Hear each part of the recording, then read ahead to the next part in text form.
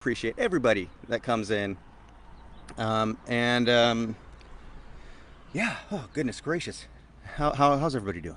We have a fun show tonight. I can't remember how to. Actually, it was last week. Bree McGrath had mentioned Barat College, but yeah, we'll be talking about some haunted schools, and I think it's funny. Hi, Lisa. I think it's funny that when I'm going cross country, I'm doing my road trips. I'm always, of course, looking for haunted locations, and so frequently all I'll find is this high school or this elementary school has a ghost story about so and so. And it seems like every school, no matter what, if it's grade school, high school, college, has a ghost story behind it. But I actually have never attended a school. Mundelein High School didn't have any ghost stories. I would assume that Carmel in Mundelein would have a story. It just kind of like seems like it would, being across from the seminary, which is haunted. But yeah, Fremont, Columbia College in Chicago. So I've never attended a school with a ghost story, but there are some really good stories out there that we're going to dive into. Really quickly, as always, we check in with the world. Oh, I'm going to throw this out there again. I always start with these icebreaker questions, and I realize that sometimes I get so wrapped up in your answers that I forget to give my own. So I'm going to do that, and I'll still invite anybody to comment as they'd like as well. The two being, is there anything that's going on in our new normal that you kind of hope sticks around? That, okay, life has changed, but maybe this is for the better, and this aspect of it, obviously, in the big picture, it's all terrible and sad, but maybe this aspect of it is cool. You'd like to keep that around. And, oh, hi, Chris Eckstein. Harvard, Westlake had a ghost behind the auditorium. Do you know anything more about that, the story behind it? And also, and oh yeah, the weirdest thing that you've seen sold out at the grocery store. I forgot to comment on it last time, but for me, it's been frozen vegetables. It's still really hard to find frozen vegetables out here in Madison. Why is that such an in-demand item? I mean, I get, especially now. Like I get it maybe a little bit back when it all went down and we thought we all had lived in a bomb shelter. But I can't believe it's still very difficult to find stuff like frozen kale. It's still that much in demand, or production is it's not able to distribution's not able to get those items out. But the thing I hope sticks around, I'm seeing a lot more drive-in movie theaters popping up, and it's kind of random right now. Like there's a minor league baseball team here in Madison that obviously they're not holding games, but so they are opening up for a drive to become a drive-in theater. I think it's such a cool thing. I hope that continues on and on and on. I hear Yankee Stadium is going to start doing that too, which is incredible. These are documents in time. These are my quarantine story time telling sessions. While most of the world is not really in quarantine anymore, most of America, I should say, is not in quarantine anymore. We are kind of getting out there doing more. But these videos will exist. And today, just an hour or so ago, we hit that terrible milestone of 100,000 American deaths from coronavirus. And the cases, I think, is at something around, it's about 1.7 million cases in the U.S. So the numbers are absolutely going in the right direction. So that's wonderful. Patty mentions tortillas. Why are all the stores out of tortillas? We got that when I asked this question last time. Amanda out in Northern Illinois also says she can't find tortillas. That I agree. I have no idea why. McHenry Drive-In is doing great. That's cool. That's cool. I mean, I love when we used to have the old Grays Lake Drive-In. It's like $5 or $10 a carload of people. Taking forever to find tomato soup for my mom. That was okay. Soup. I've seen some runs on soup as well. Rice is hard to find for a while. It's so funny to me that it must be just the supply chain because different regions are just flat out of a whole bunch of different things. I think it's always important to look at internationally what's going on. First off, Brazil still is doing very poorly. They're on pace to pass America for most daily deaths. So that it's showing you that it's not just something that's going away. It's still a wave is going across the planet. But so I talked to a friend of mine in Singapore just earlier this week, a couple days ago, and I asked him what life was like there, and he said it's complete 100% lockdown. Now, we know it's a different culture in Singapore, a different government civilian interface. But they said for a while they were the gold standard, and then into some of the very low income places where people are living like sardines, it spread like wildfire, and then suddenly Singapore is one of the harder hit locations. And I asked, what, because his daughter just turned 16. I'm like, what, did you guys do anything for her birthday? And he's like, no, we can't go outside. And he said, the only place we can really go is the grocery store, and we have to have our IDs scanned when we go there. And if we're just out and about in general, it's a $300 fine for just being outside, not on your way to or from the grocery store. These are the types of things that are going, how other countries are dealing with things. It's pretty amazing. I can't remember which comic it was. I'm guessing it's Greg Giraldo because it has that kind of great observational comedy that's also kind of jaded and dark. Patty, if you're still on, maybe you would know. He did a bit, or somebody did a bit about like, what? Imagine if you were the last person to get polio, or the last person to get tuberculosis. Like, if only I had been able to like hold out a little bit longer, because eventually, yes, medicine is going to find a way to handle all this stuff, and you would hate to be that last person that passes away before the medication is arrived and we're able to move on with our lives. So in the interest of that, yes, social distance. I know you can go out and do stuff. Fine, do that, but please always be safe because I want to have all you guys coming back. That's all it is for me. If anybody has attended a school with a ghost story, please do list it here in the comments, share it. But we're going to go through a couple, and one, I can't believe I almost forgot. I added another one on at the last minute. But in a previous episode, we talked about Barat College a lot, but somehow I forgot the fact that the ghost story I talked about a little bit about, I'm not going to get into it as much here because I really delved into it a couple weeks ago. There was a phantom nun that people have seen from outside of Old Main, what was the huge, beautiful old, obviously Maine, the first building built for Barat College. People would see her hanging from a noose through a window from outside. Probably urban legends. And that's the other thing, that these school ghost stories, they're really hard to verify because it's people telling stories. High school is the perfect place. High school and college are the perfect place for urban legends to take root and take on a life of their own. But Barat College was built in 1909. It opened for classes in 1904, so it kind of sat empty for a little bit. But the most famous ghost story among the students there, and now, sadly, Barat College is completely bulldozed. It was first sold off, changed hands a few times, then eventually a developer sold it off to a developer that was going to turn it into condos. That developer never did anything with it, eventually sold it off as well to, I don't even know who then bulldozed it, so it's gone. Sad. But especially because the building was so just beautiful, and it had a real place in history. Again, built in 1909. The most famous ghost story among the students there was the ghost of a young boy. And as the story went, he was the son of a maintenance guy that would come and work on the building on the weekends. And for whatever reason, one weekend he didn't have childcare, maybe the mom was busy or out of town or something like that, so he brought this kid to work with him. And he was doing some work on the top story, which is the third floor, and the kid ended up calling for the elevator. The doors opened, and he stepped into the empty elevator shaft, falling into the basement. So his ghost has been seen in the basement, but more strikingly, he's been observed, maybe not so much seen, but observed on the floor he fell from, the top floor, specifically in the art room, which had these big double doors. And according to the legends I was told, it's hard for me to verify any of these because you would imagine there are photos of them if this was real, because the little boy still liked to finger paint. And so he would ruin the kids' art projects by going and finding blue paint. It was always blue paint, and then putting blue handprints or painting with his fingers in the blue paint on other people's artwork. If that's real, I hope somebody saved a piece of art that was actually painted on top of by a ghost child. That would be incredible. The Sacred Heart Chapel was built on in 1924. We talked about that a little bit because phantom floral smells would be present there all the time. And that's in the book, Voices from the Chicago Grave, we go into that there. The one that I can't believe I almost forgot to talk about for this one is, it started out as Rosary College in River Forest, and it's really better known as Dominican University, as it is today.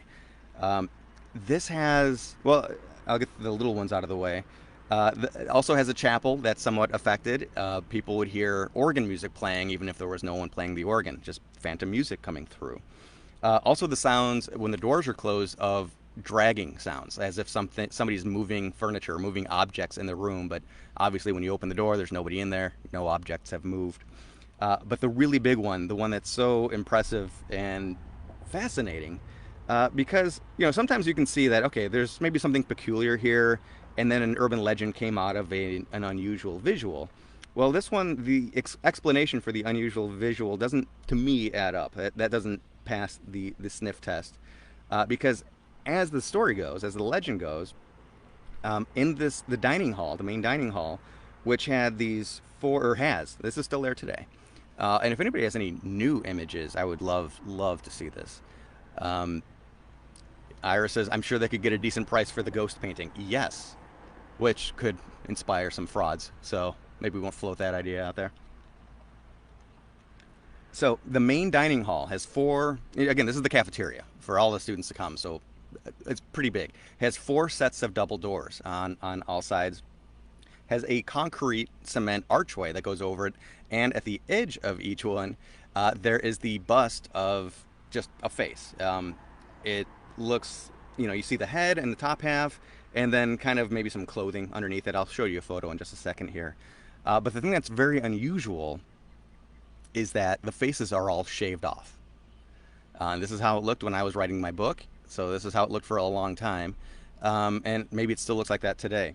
The legend is that after this was constructed and everything was finished, the faces began changing expression. So that, especially because it's a Catholic school, it really freaked out the religious among them. And so they decided, well, okay, they can't change their facial expression if they don't have faces anymore. And the college's explanation was that, nice, Mark Guess in the house can attest to it as a Dominican alum. The college's explanation was that they got almost all the way done with the project, and then for whatever reason, the sculptor couldn't finish the job. Like maybe the contract fell through, or he took on a different job, so he never finished it. So rather than just leave one of the faces or heads empty at the end, they went back and shaved all of the faces off. I don't see how that makes any logical sense. So this is in my book, The Archway, and you can see the faces even from there don't have expressions, but that's what they look like in detail. Let's see, Excalibur nightclub has a ghost that has the little statue of an angel that in the dome room that seems to move around on its own. There are different legends of statues that move, a la Doctor Who. So Mark, if you want, chime in. In addition to attesting that it does have the empty faces. Yeah, the empty faces. The empty faces are more creepy to me, says Iris. Agreed. Have you heard of anything else going on at this university? There's another story of a room in the dorms that has been wallpapered over, and the legend is that someone had committed suicide in that room, and maybe it was now active. Even if it's not active, it was just such a dark experience that somebody killed themselves in that room that they don't want to rent it out to anybody else. Congress Hotel, downtown Chicago, has a similar type of case where there's a room that's allegedly active. We don't really know why they shut it off, but it is completely wallpapered over. Antioch High School is another actively haunted place that continues to get a lot of attention. So I talked to a handful of different, I'm from Mundelein, Illinois, so not all that far away from Antioch. If anybody has any connections to this place, have any stories of their own, please absolutely let me know. But according to the people I was talking to, and I was able to verify some of their stories as well, that sadly, students die, even in high school. Car accidents happen. I'm going to read Mark's really quickly. Don't know about Mark Guess's, that is. Don't know about the dorm room story, but some of the dorm rooms were rooms for older nuns decades before, so maybe. And that's actually a funny thing, as you mentioned the nuns. At Barat College, usually when you come to, and I don't want to paint with too broad a paintbrush here, but usually when you are dealing with a Catholic institution, the administrators really try to downplay any kind of paranormal or ghost talk. But apparently, according to friends of mine that went to Barat College, they said, yes, this place is haunted, but it's okay because it's just the nuns that have worked here in the past still coming and hanging out with us, still looking over us. So an acknowledgement of ghosts and a positive one. So I like that. So Antioch, yes, as we talk about high school, you're sadly, even though these are kids in their teens, they're going to get in over their heads. Car accidents happen. Maybe the first time messing around with drugs, they get in over their heads once more. Deaths happen. But Antioch High School in the 90s, at least, seemed to be more unlucky, I guess we can say. Lots lots more deaths. And I was talking with Sam Dole, was a person that I interviewed for this book. She was a classmate of mine in college. And she was able to run down a list of friends of hers that she lost while she was still in high school, which is, really hard to hear. One of the stories comes across as very urban legendy, because I think I've actually seen this in movies. But then I was able to verify that it's a little bit off, but very close to being accurate. And one of the freak accidental deaths that happened there, as the legend goes, there was a high school play going on, and a stunt where somebody was supposed to be hanged on stage as part of the story. The rig malfunctioned, and the student ended up actually being hanged in front of a live audience and dying. So that is the part that is the urban legend, but it's actually pretty close to true, because there was a high school sponsored haunted hayride that was probably a fundraiser of some sort, and that is basically what happened. Is there was a rig that somebody was supposed to hang from a tractor with a trailer with 40 guests on it, and they pulled up, and he knew something was wrong because the student was supposed to give some sort of a speech before they went on their way, and they just hung there. And that is actually a true story from 1990, I believe it was. That's written. The exact details are in the book. I should have written down. I think it was 1990 is when that happened. So there is a little basis on the reality of that urban legend. Now, we don't know why Antioch High School is haunted. I mean, yes, there have been apparently lots of accidental deaths of the students, but it doesn't necessarily mean it's going to be haunted. And it doesn't appear, from my research and the people I've talked to, that there were ever visual apparitions connected to the location, but a lot of activity nonetheless. And really, it was down in the basement that, after renovations, they were kind of, reassigning the layout of the school, where people would go. And the teachers, there was one particular hallway that teachers did not want to have. And it ended up falling on the art department. Poor art teachers. They had to take the place. And it just was a place where people felt uneasy, felt uncomfortable. One story comes from a teacher who talked about walking down the hallway, and I wish I knew if it was during the summer or if it was in the middle of class, while school was in session. But he said while he was walking down the hallway, all the dials on all the locks began to spin on their own. So you can just imagine a completely quiet hallway, and then that metal on metal clanking of and whirring of the spinning locks that are apparently, I'm guessing that these were built into the locker doors, because eventually all the doors opened on their own. The teacher, obviously somewhat freaked out by that, went to talk to the principal, and the principal responded, would you like a psychiatric exam, or would you like to keep your job? So very much not open to talking about it. Keep it quiet. The person I interviewed, Sam, a friend of mine, she was walking down that same hallway, and she got a little bit of a jump at one point because she heard music coming from right behind her, and then she realized that, this is back in the day, kids. Oh, she had a Walkman, or maybe it was a Discman, but probably a Walkman, that had must have, the button got pushed and was now playing, and the sound was coming out of the headphones. And then she realized that, oh, wait a minute, my Walkman's broken. And because it's broken, I don't even have batteries in it. And yeah, sure enough, she opened it up. It was playing somehow without batteries, which is something that happens.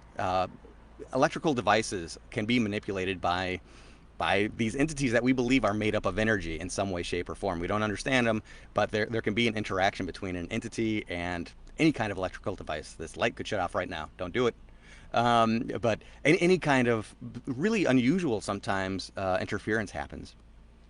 And lastly, I had somebody came to my website after reading my book, and they said, after reading the first edition of my book, and they said that they had a locker down in that same hallway, and they would lock it up, go to class, and they would come back, and the door would be not only unlocked, but open. And they just, same type of thing. They always felt uneasy there, and they had to fight with the principal to get permission to move, but they said, I don't care if I'm allowed to move or not. I'm never using that locker again. So I'm going to move on to two more stories. We're cruising along kind of nicely here, that come out of Los Angeles. A couple of weeks ago, I was talking about the Yuma Territorial Prison, which is one of just the coolest haunted locations. It's now run by the Parks Department, so it's a place you can go and take tours. It's very museum-like, but very fun to explore. One of the things I talked about in that video is that after it was a prison, it went through several different incarnations, including as a school.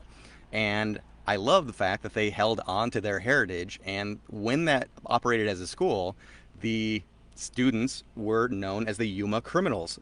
And the logo included the ball and chain, a very gruff looking prisoner. And now the high school, there's actually a built high school in more modern times, but they still hold on to that name, the Yuma Criminals, which is so ironic to me.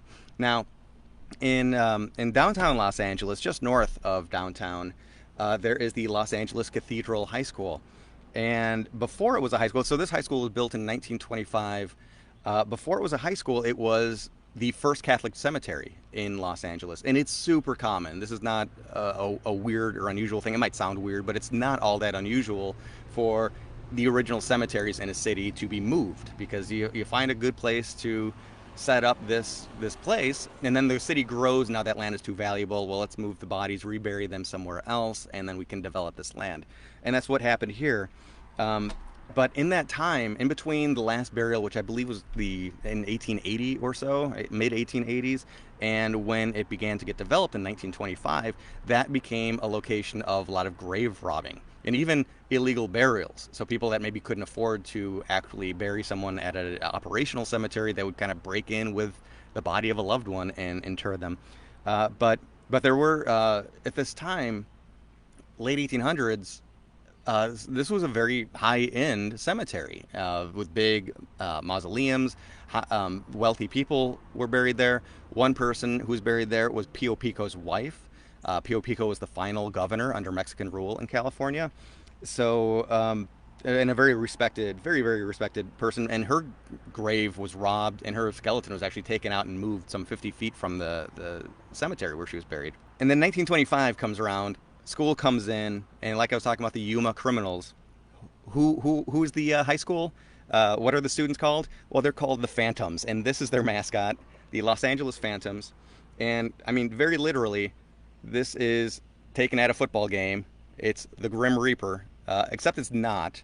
And the one giveaway, I love he's got the big skeleton hands. It's kind of hard to see on there, but I love the one giveaway is the tennis shoes, the white tennis shoes. I don't know. Maybe the Grim Reaper goes to Foot Locker. When you talk about old cemeteries being moved, especially the older they are, the more shady, not even shady, but it's easy to lose records back in the pre-digital age. And that happened, again, quite a lot, to the point that at this location, they really didn't know how many people were buried at Calvary Cemetery, the original Calvary Cemetery in Los Angeles. They didn't know where all the burials were, so they did the best job that they could reinterring people, but they certainly didn't get them all.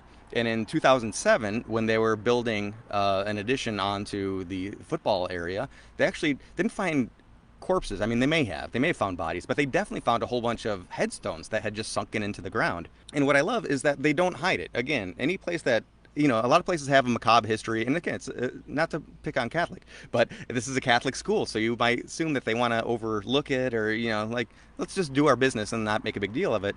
But this is on the edge of the high school, a couple of students standing next to the entrance, and there's a tombstone there. All of those white bricks, again, it's really hard to show this way, those are headstones that were recovered from the grounds that line around the football field. And this I find fascinating too. Here's one of the school hallways, and over the lockers are remnants of broken tombstones that have been found on site. So that whole place is kind of an archaeological dig and display. So one thing that's fascinating, though, is I don't have any ghost stories about that location. It seems like it's exactly rife for a place that should be haunted. It's a high school. We have no idea. There's probably scores of bodies still buried underneath what is the current football field. And then, of course, headstones. Well, those headstones they weren't meant to be used as decoration like that, but people are still being honored after death in a way. So maybe that's what's keeping everything peaceful there. Not quite sure. Last place I want to talk about as the rain begins to fall, as you can see on my shirt, Los Angeles High School number 9. Now, this was a location that was on my tour when I was doing the LA Hauntings tour. It's one of the most unique looking buildings in all of Los Angeles. Here it is. Oop, there we go. Yes, that's a high school. Weird domes, big curly thing that reaches into the sky. I always ask people on the tour, which my tour was almost always full of local LA residents. I would ask people, what do you think this building is, as we're going by? And nobody really knew. And I didn't know until I was doing my tour because it looks so fantastical. I thought it was a museum of some sort, maybe some sort of a design architectural museum. And we would actually pull up right over here and talk about it a bit. There we go. I talked about this location for a bunch of reasons. For one, we would be standing at the site of Olivera Street, which is where Los Angeles was born. It's the oldest part of LA. The oldest structures still standing in LA are in this area. But from where we were standing, you would have to look up a hill to see the high school. And the reason that's important is because that was Moore Hill, Moore. And a lot of firsts in Los Angeles happened on that site. It was a place of a lot of development, basically. It was a military post at one point in time. It held one of the first cemeteries in LA history, and I would always joke around that, and very importantly, maybe most importantly, it was the first brewery in Los Angeles, where it was said that people would walk up the hill in daytime and then roll down after dark. But I circle back then and say, yes, this is one of the first cemeteries. And the site of one of the first cemeteries, and the same exact thing happened where, the development grew, that land was too expensive, too valuable to just be a cemetery, so let's develop it. And the city paid some organization to move the bodies, but just like out of Poltergeist, they only moved the headstones. They didn't also move the bodies. And that kind of wasn't discovered for a while, and eventually the 1940s rolls around, and as you kind of see from this, the city, there's a freeway, that's the 101 expressway freeway right there, and then of course the building is over top of it, which shows you how far they cut into that hillside to get into where they wanted to put the highway. Well, when they were cutting into that hillside, they ended up cutting into coffins. And we're talking about finding skeletons that were wearing cowboy boots with spurs on them. I would tell this story for a lot of reasons, mostly to illustrate what we don't know about the paranormal, because this is the idea of what a haunted location should be. It's a school, which always has legends. We were talking about grave desecration, bodies not being, people not being remembered after death the way they thought they would want to be. And grave, just absolute grave desecration and forgotten people. And anytime somebody's buried without their marker, it tends to pick up activity, on and on. But then I would always joke that I'm really just telling the story so that somebody would throw their hand up in the air and say, well, I know a ghost story about that place. And then it finally happened. And not only did it happen, but it happened twice in the same night, back-to-back tours. I would do kind of an early evening and a late at night tour. I couldn't believe it.